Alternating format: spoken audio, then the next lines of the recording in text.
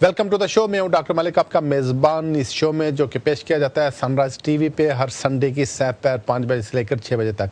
नाज़रीन, इस शो में मैं आपकी लाइव टेलीफोन कॉल्स लूँगा और अगर आपको कोई परेशानी है जो कि इमिग्रेशन से मुतल्लिक है या इमिग्रेशन लॉ से मुतल्लिक है या ह्यूमन राइट से मुतल्लिक है, आप इस प्रोग्राम में फ़ोन करके लाइव एडवाइस ले सकते हैं। और हमारी जो एडवाइस होती है वो जो लेटेस्ट इमिग्रेशन रूल्स होते हैं उनकी रोशनी में होती है। नाज़रीन, इस प्रोग्राम शुरू करने से पहले एक मैं आपको अपडेट देता चलूँ। जैसा कि आपने शायद कल और परसों के अखबारात में पढ़ा होगा कि होम ऑफिस वाले कुछ एमनेस्टी के बारे में सोच रहे हैं।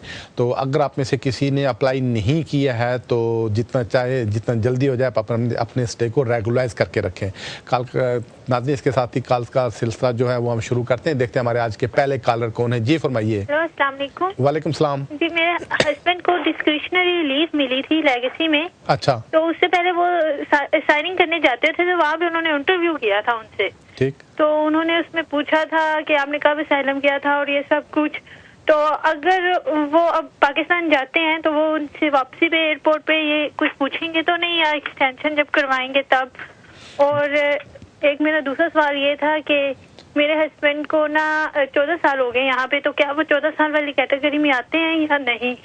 जी, आपकी कॉल का शुक्रिया। जहाँ तक आपके पहले सवाल का ताल्लुक है, उनको लेगेसी में मुझे लगता है डिस्क्रिशन लीव मिली है। इस पे वो पाकिस्तान जा सकते हैं। जब वापस आएंगे उनसे कुछ नहीं पूछेंगे, जो उन्होंने पूछना था उन्होंने पूछ लिया। दूसरी बात यह है कि जहाँ तक 14 साल का कानून है वो ख़त्म हो चुका है, तो उसकी जगह उन्होंने 20 साल का कानून आ गया। तो उनको जो वीज़ा मिला है ये बहुत अच्छा वीज़ा मिला है, इसी के ऊपर रहते रहें। अगर डिस्क्रिशन लीव है तो 3 साल जब ख़त्म होने लगे इसकी एक्सटेंशन के लिए अप्लाई कर सकेंगे। आपकी कॉल का शुक्रिया।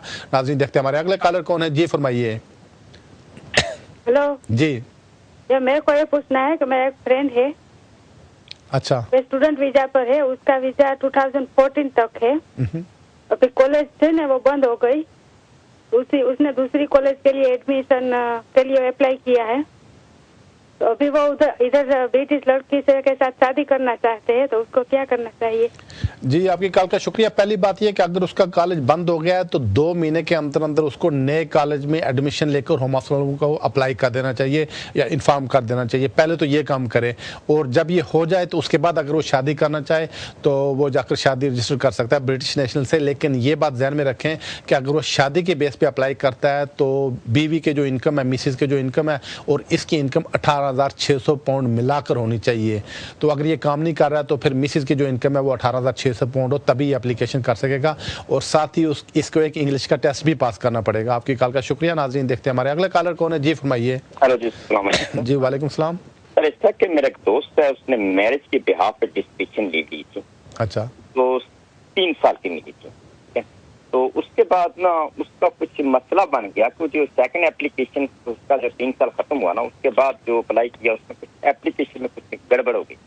अच्छा। उन्होंने रिफ्यूज कर दिया था। उन्होंने उसका अपील का राइट भी दिया था उसको, ठीक है।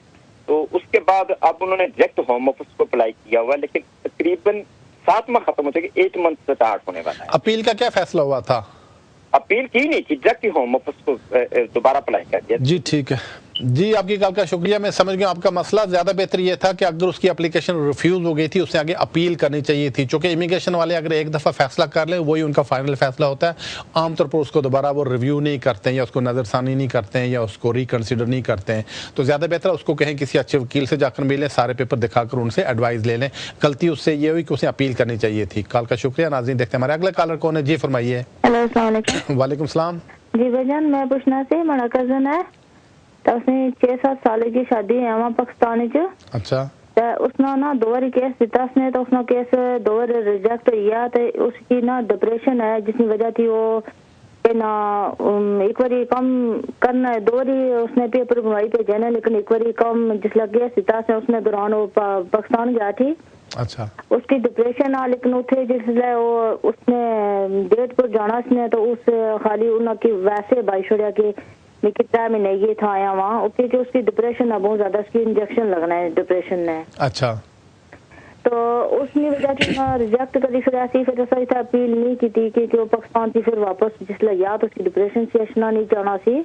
अच्छा। तो बड़ा 6 महीने बाद फिर उठो आंदा असा जे तो बंदे खड़ी जोरे आंदा।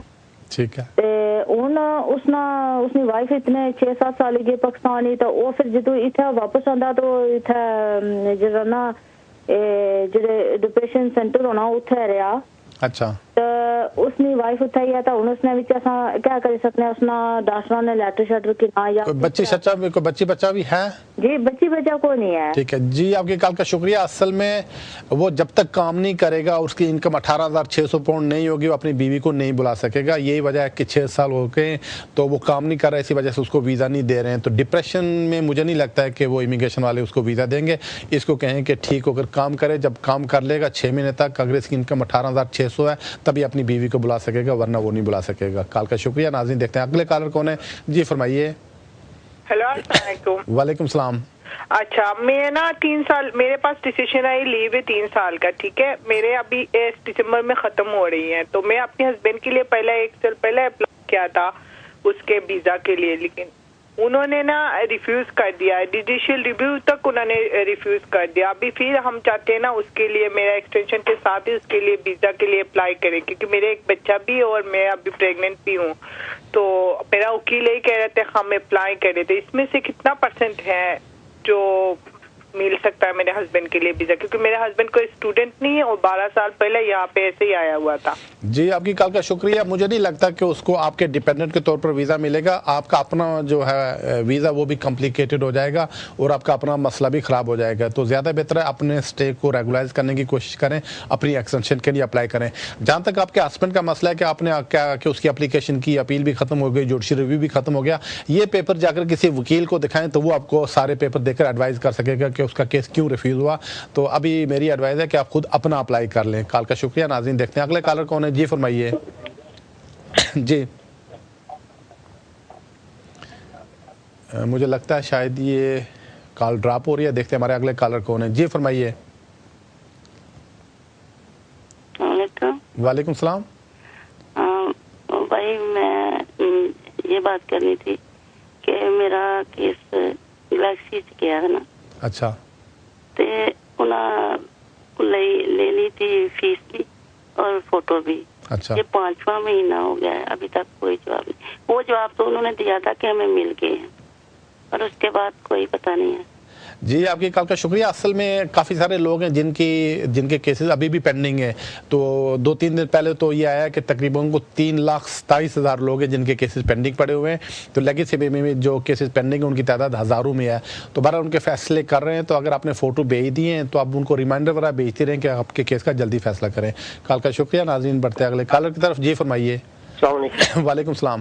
डॉक्टर साहब पूछना ये 18,600 वाली ये शिक है, ये ख़त्म भी होगी या नहीं? जी आपकी कॉल का शुक्रिया। असल में जब एक दफ़ा कोई कानून बन जाए, लागू हो जाए, उसको ख़त्म करने में काफ़ी देर लग जाती है। जैसे आपको पता होगा कि ये जो उन्होंने 18 साल की उम्र बढ़ाकर शादी के लिए 21 साल कर दी थी, वो फिर कोर्ट से ख़त्म हुआ, तो इसमें तकरीबन 3 से 4 साल लग गए, 4-1 साल लग गए। तो यही वजह कि इसके लिए हम फाइट तो कर रहे हैं, लेकिन इसमें काफ़ी देर लग जाएगी। और जब तक वो देर होती, जब तक ये नया कानून नहीं आता, तब तक पुराना ही लागू रहेगा। कॉल का शुक्रिया। नाज़रीन देखते हैं हमारे अगले कॉलर कौन है। जी फरमाइए। अस्सलाम वालेकुम जी। वालेकुम सलाम। सर मेरा क्वेश्चन है छोटा सा। जी फरमाइए। मेरे पास 5 ईयर की लीव है। अच्छा।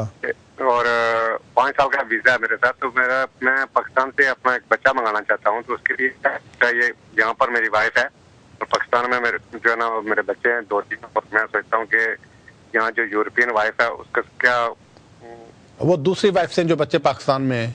जी वो एक बच्चा मंगाना चाहता हूँ। वो दूसरी वाइफ से हैं आपके? जी जी जी जी आपकी कॉल का शुक्रिया। नहीं, आप बच्चों को नहीं बुला सकते हैं, चूँकि कानून ऐसा है कि माँ जब तक ना आए तब तक बच्चे नहीं आ सकते हैं। तो इसका मतलब है कि बच्चों को आप नहीं बुला सकेंगे। कॉल का शुक्रिया। नाज़रीन देखते हैं अगले कॉलर कौन है। जी फरमाइए। वालेकुम सलाम। अंकल मुझे पूछना कि मेरा कजन है स्टूडेंट वीजा पाया हुआ था, तो उसका 1 साल का पहले वीजा था, उसमें 10 घंटे अलाउड था उसको काम करना। अच्छा। अब उसने एक्सटेंशन करी, उस पर काम नहीं है, काम नहीं कर सकता। अब उसने शादी की है, यस्टरडे को इसकी शादी थी ब्रिटिश से। तो मुझे पूछना था, अभी मैं आपका प्रोग्राम देख रही थी, आपने कह रहे थे कि 18,600 पाउंड वेजेस हो, तो उसको इंग्लिश टेस्ट कौन सा पास करना पड़ता है, life in the UK test और कोई डिफरेंट? जी आपकी कॉल का शुक्रिया।